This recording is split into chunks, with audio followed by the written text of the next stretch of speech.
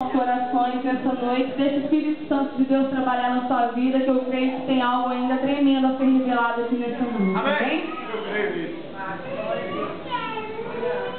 Graça e paz, povo de Deus.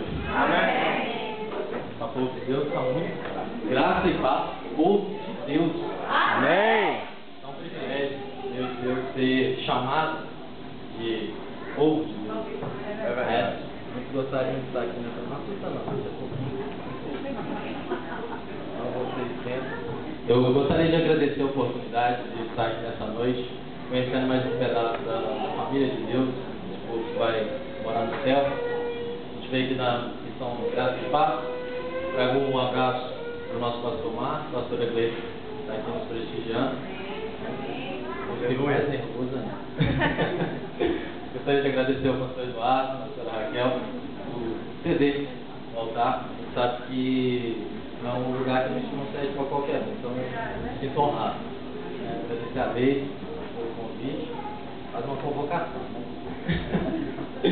Amém. Eu não estou aqui para falar de mim, estou aqui para falar a palavra de Deus.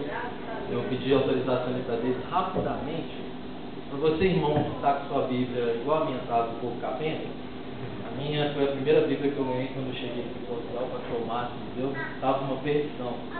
E a gente tem um santo que faz milagres ali na nossa igreja, que é o hábito, né? Você vê aqui o estilo, isso é feito por manual, é um trabalho de primeira qualidade. Dá uma acenada aí com a mão.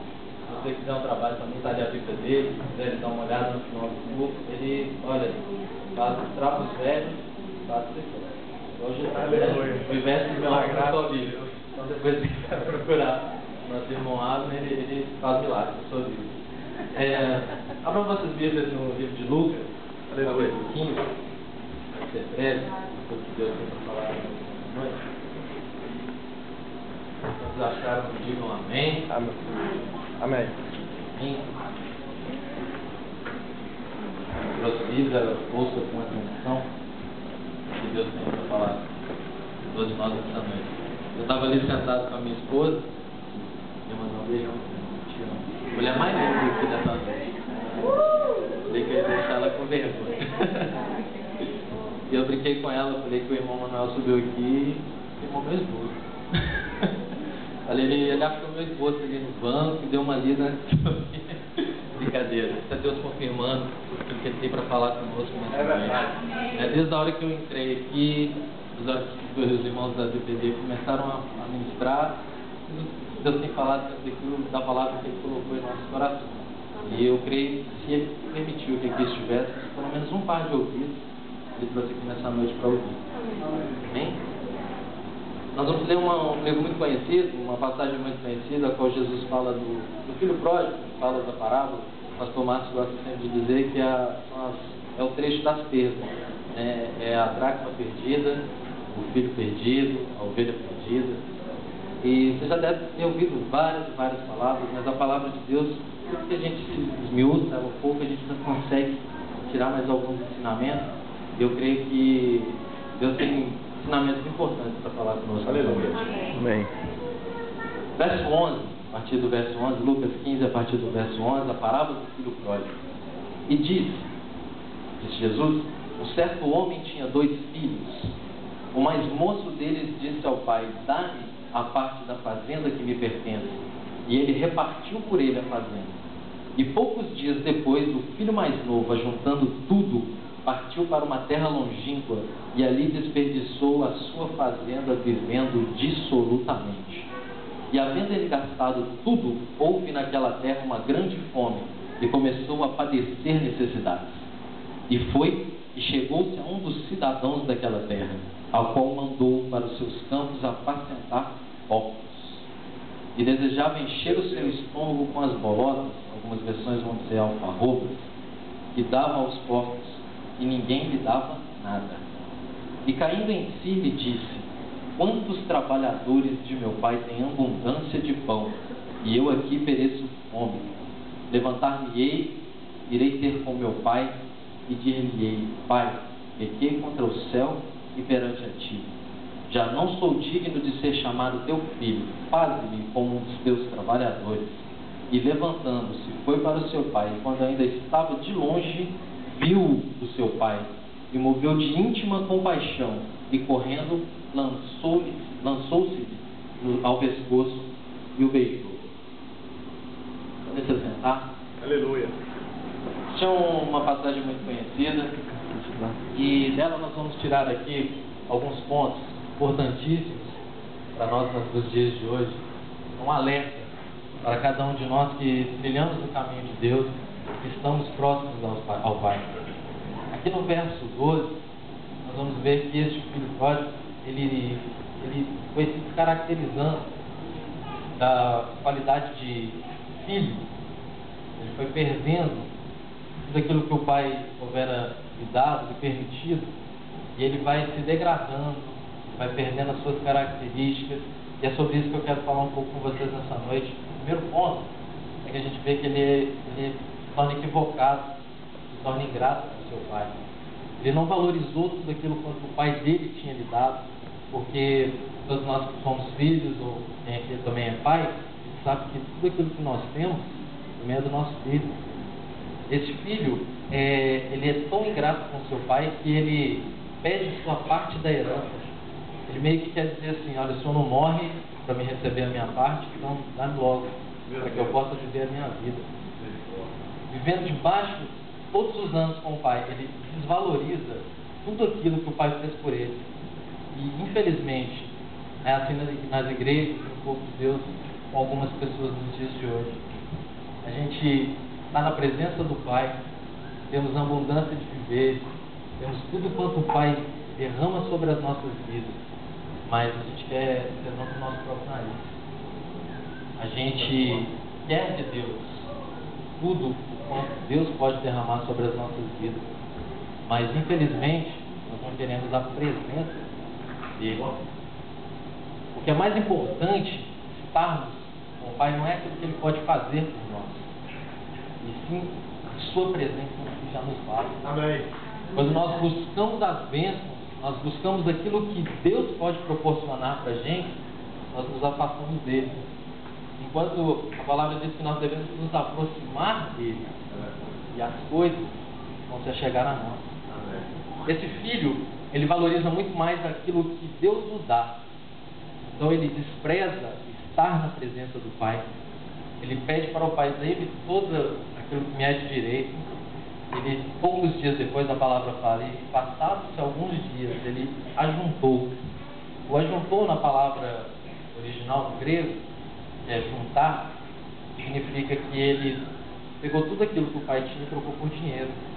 Porque o pai tinha bem, ele tinha fazendas, ele tinha gado, animais, ovelhas. Ele não queria ter trabalho, ele queria algo que pudesse lhe dar a sua independência financeira. O Salmo 84, não precisa abrir, eu vou citar rapidamente, a parte 10, está escrito assim: porque vale mais um dia nos teus atos do que 1000 em outra parte. Eu preferi estar na porta, lá de fora, da casa de Deus, do que habitar na tenda do ímpio. Esse filho pródigo, ele faz uma má escolha. E infelizmente, há pessoas no meio da igreja fazendo péssima, preferindo estar fora da presença do Pai, escolhendo estar na tenda dos ímpios. Segundo ponto, ele ajuntou, como eu falei anteriormente, e se afastou do Pai. Ele não estava interessado no céu, na terra, na vida, no meio, nas ações. Ele não estava preocupado em ter trabalho nem administrar. A gente tem juntado aquilo que Deus nos dá e barganhado. Trocado tudo por nada. Nos afastamos da presença daquele. É como um carro que precisa de manutenção, né? Se você não leva ele na oficina, vai dar defeito. Então, todas as bênçãos, tudo aquilo que ele derrama sobre a sua vida, não adianta você se afastar dele, porque nada daquilo vai funcionar. Porque Paulo escreve assim lá em Atos 17, no verso 28. É só um trechozinho, ele fala assim: nele nós vivemos, nos movemos e existimos. Então, fora de Deus, a gente só existe, tem vida.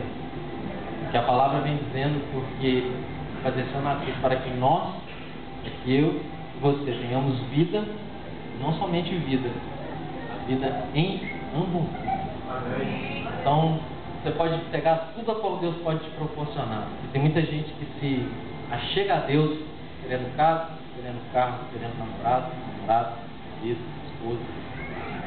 Aí quando consegue aquilo que quer, afasta. Eu já não preciso do Pai, mas já me proporcionou aquilo que eu queria.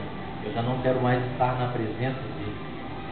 Ele desperdiça e começa a se transformar à medida que ele se afasta.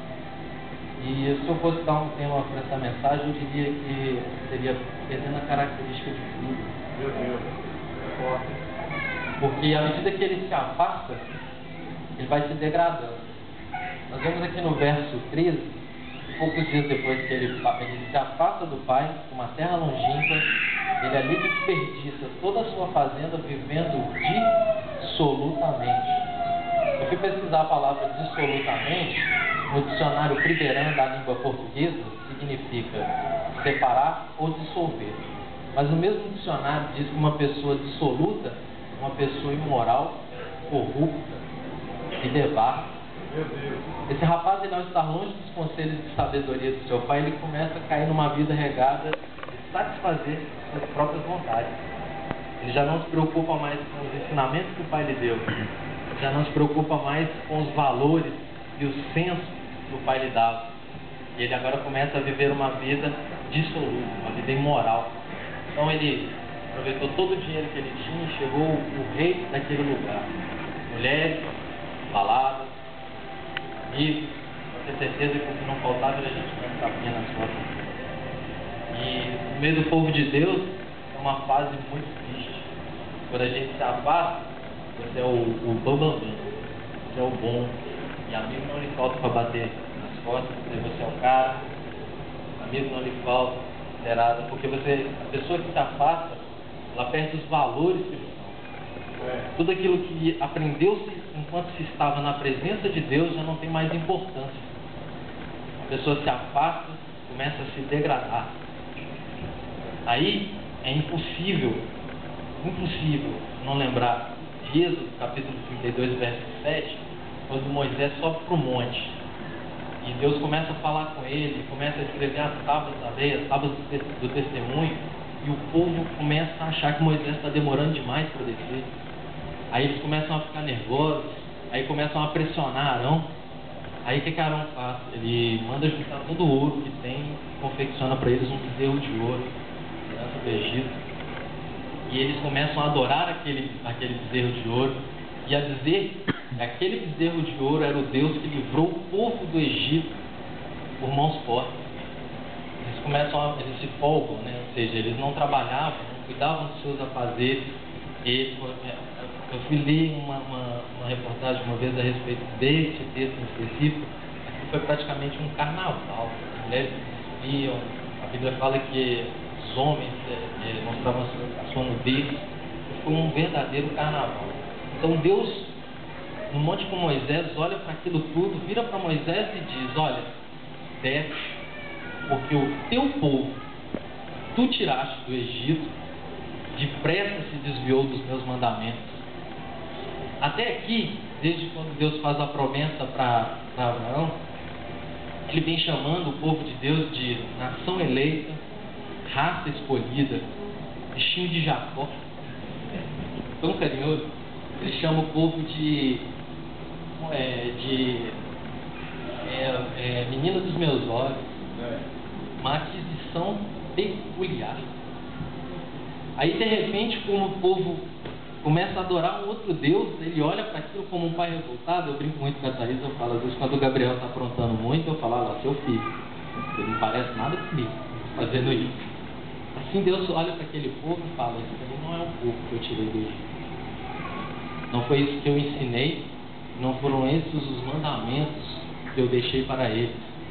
Então Deus, como um pai entristecido com o filho que se deturpou da sua imagem e semelhança, ele olha para o povo e diz: é teu povo, mas você que tirou dos Egito, não tem nada com isso. Meu Deus. Não vou entrar aqui no texto porque não é isso que a gente está pregando, Salmo 1 diz: bem-aventurado o varão que não anda segundo o conselho dos ímpios,